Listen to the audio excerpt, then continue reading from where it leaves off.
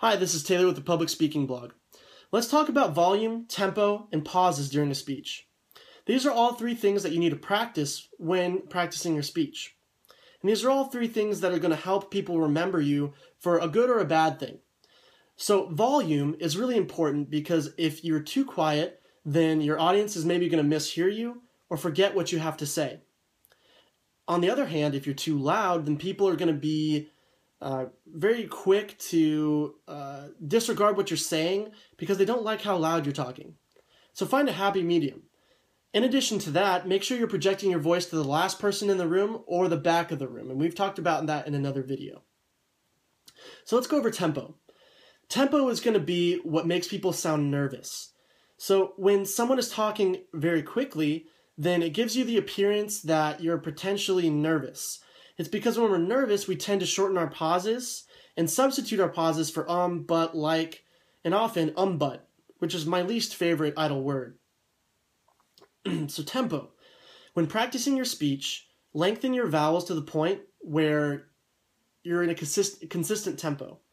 And don't be afraid to pause as a part of your tempo.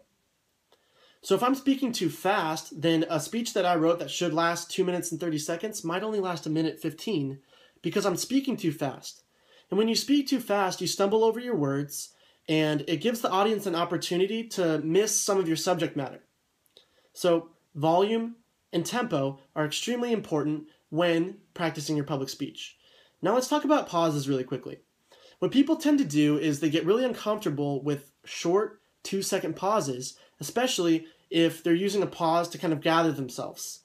So what I've noticed is if someone forgets where they are, rather than just pausing and collecting themselves, they go, and they look around, they try to recall, you look up to your reference point, you try to imagine your notes in your head, and in the meantime, you're using words that don't add to your speech and make you sound silly and make you sound unprofessional. A good example of this is during my video, and I'm going through 3 points. I'm saying volume, tempo, and pauses. Let's say I forget what I'm about to say after tempo, and I'm trying to gather myself. Rather than pausing, looking down at my notes, and remembering where I am, a lot of people, what they'll do is they'll go, oh, sorry, and they apologize, which is something you really want to avoid during a speech, unless you really offend somebody and you need to leave the stage immediately. Let's hope you don't design that in your subject matter, though. So you can use volume, tempo, and pauses really effectively to control the time of your speech, as well as make you seem less nervous. When you extend your vowels, you make yourself seem more collected and put together, and when you speed up your vowels, you tend to seem more nervous.